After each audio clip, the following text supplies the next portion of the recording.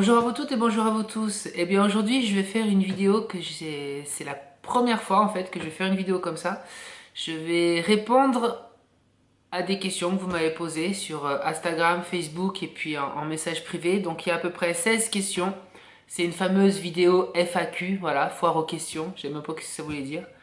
Et donc, je suis hyper gênée pour faire cette vidéo parce qu'il y a des sujets quand même assez privés. Donc, j'ai décidé de dire ma vérité, enfin, voilà, de répondre à ces questions-là.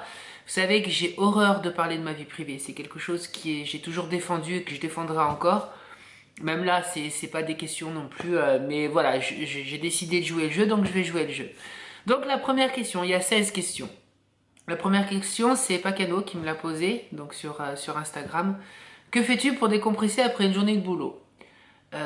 Bon, la journée d'un coiffeur, c'est vrai que c'est assez physique. On est debout toute la journée, on fait que courir toute la journée. Il faut être concentré du matin 9h moins quart jusqu'au soir 19h. Parce que la cliente qui vient à 18h, elle a besoin d'aussi d'attention que celle qui vient à 9h.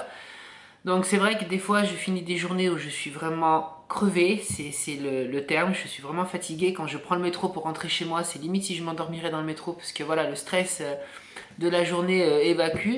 Parce qu'il faut que je sois au top toute la journée. J'ai pas le droit de flancher, j'ai pas le droit, même si j'ai des soucis, il faut pas que j'en parle. La cliente, elle est pas là pour ça. Même si avec certaines, on communique quand même un petit peu. Je suis pas non plus un sauvage, hein, je suis pas, voilà. Mais bon, c'est plus souvent les clientes et les clients qui communiquent avec nous, enfin qui communiquent avec nous. On communique avec eux, mais qui nous parlent de leur vie, de leurs soucis. Et nous, on est là pour écouter. On n'est pas là pour juger. Moi, je suis pas psychologue, donc par contre, je remets tout de suite les choses.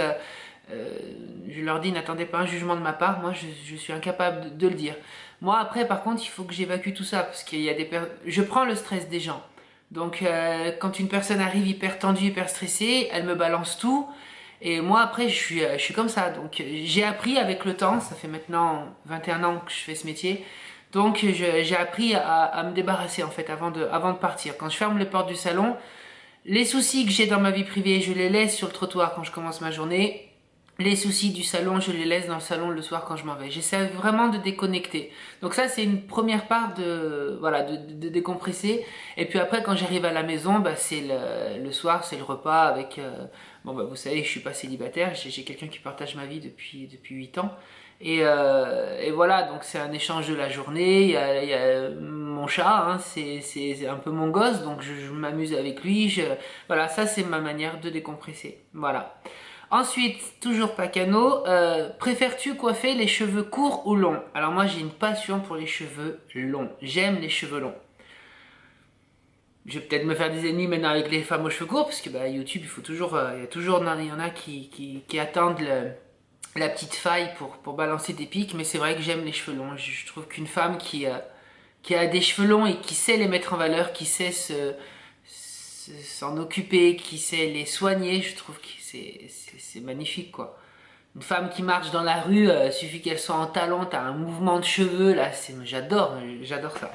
Voilà, mais les femmes aux cheveux courts sont très belles aussi, mais si là on me demande de choisir entre cheveux longs et cheveux courts, j'aime coiffer les cheveux longs. Voilà. Ensuite, question 3. Si tu devais choisir une teinture pour une femme, quelle couleur choisirais-tu? Le blond. Le blond et le cuivré, mais le blond.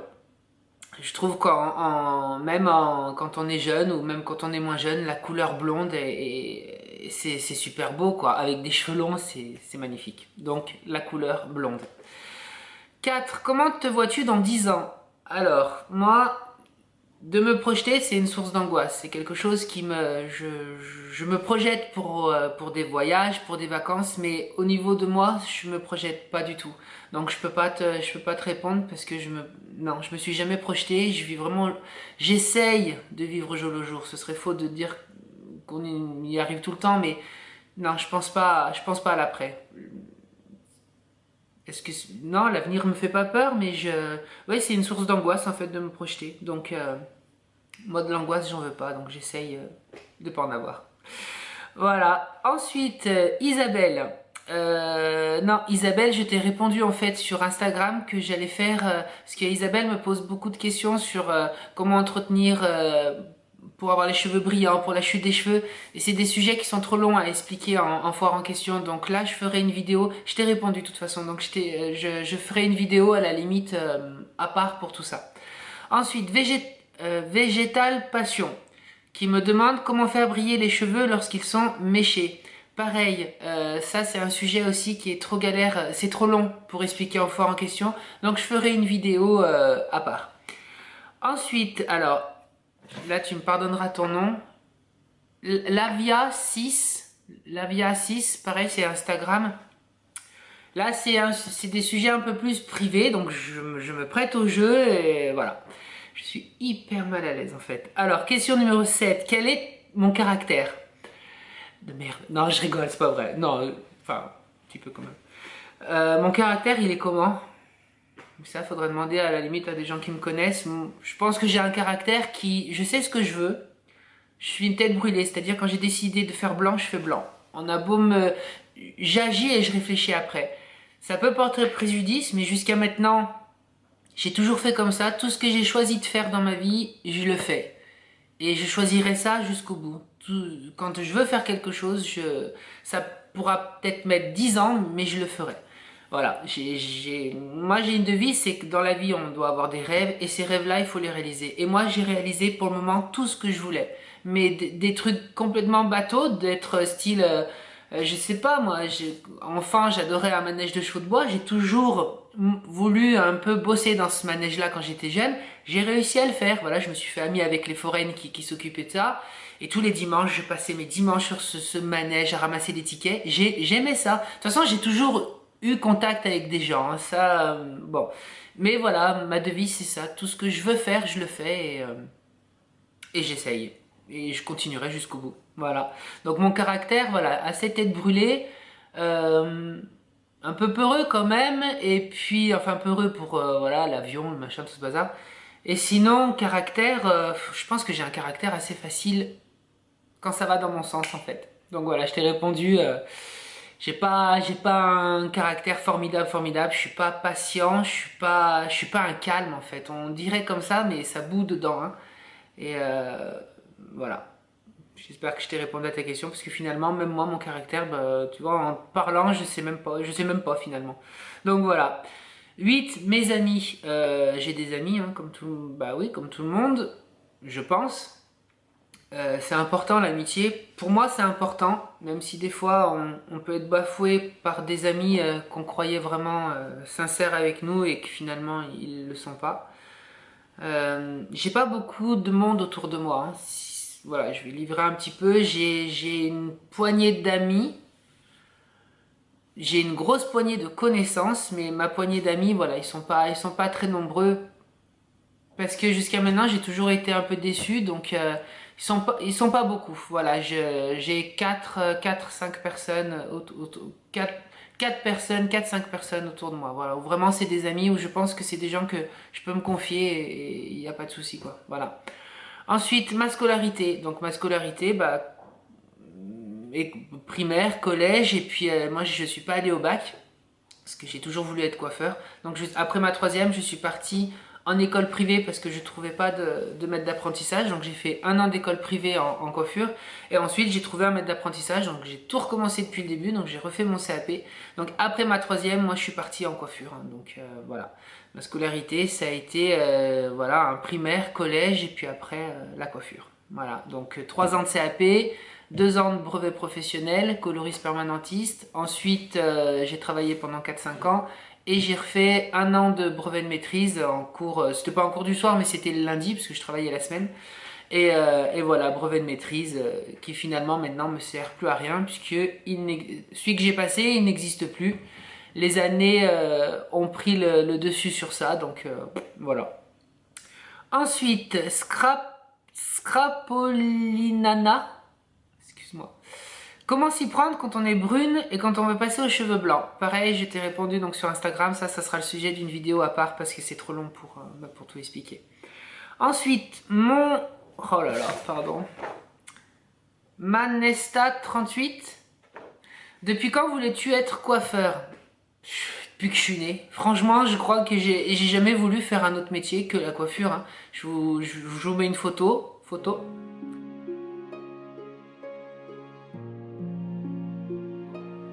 Voilà, donc sur cette photo, je dois avoir 5 ans, 5-6 ans. Et vous avez vu, je coiffe déjà, hein. Enfin, je coiffe, oui. C'était une femme qui... enfin, c'est une femme qui avait des cheveux vraiment bouclés un peu à la Dalida, hein, quand on voit sur la photo. Et donc ça, c'était dans ma famille, hein. C'était une personne qui faisait partie de ma famille. Et j'adorais la coiffer. Elle portait tout le temps des talons. Et quand je coiffais, parce qu'elle avait un cheveu qui faisait la vague un peu comme ça. Et quand elle avait les talons, ça bouge. Donc je la coiffais et je lui disais maintenant marche. Donc elle marchait, elle revenait. Et moi je voyais ses cheveux qui bougeaient, mais j'étais aux anges quoi. Quand je vous dis j'ai la chance de vivre de ma passion. Je vis vraiment de ma passion. J'aime ce travail. Je crois que si demain on me dit je peux plus exercer, je sais pas vraiment ce que... Voilà, je préfère même pas y penser. Donc depuis quand voulais-tu coiffer? Depuis toujours. Voilà. Alors, question 11. Tu aimes quoi dans la vie à part coiffer? Bah, pas grand chose d'autre quoi. J'essaye de toucher un peu à tout. Comme je dis tout à l'heure, mais mes rêves, j'essaye de les réaliser. Donc j'aime peindre, donc je peins. Je vais vous mettre des photos.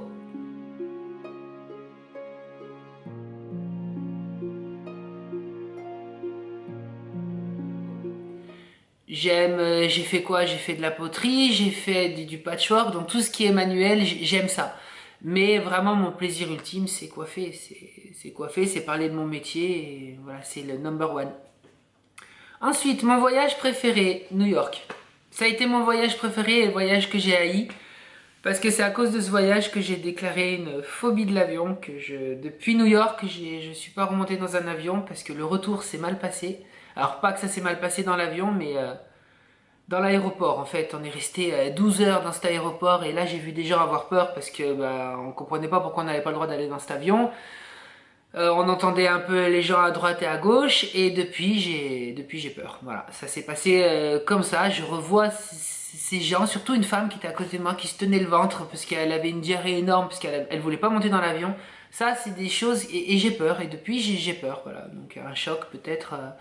J'aurais dû peut-être reprendre l'avion tout de suite après, mais bon, j'ai jamais trop aimé ça, mais je le prenais. Là, depuis New York, je le prends pas. J'ai l'impression que la phobie, elle est en train de se passer, parce que je fuis le monde de YouTube pour ça. Je fuis toutes ces vidéos qu'on regarde, parce que bah, même sur YouTube, on va vouloir vaincre une phobie, tout ce bazar. T'es sûr qu'en dessous, il y a une vidéo catastrophe, donc non. Je regarde même pas Internet, les conseils qu'ils donnent. Non, à la limite, si je veux me faire aider, ou j'essayerai peut-être l'hypnose, ou voilà. Mais pour le moment, je ressens pas le besoin et j'ai l'impression que la phobie passe un peu tout seul. Donc, affaire à suivre.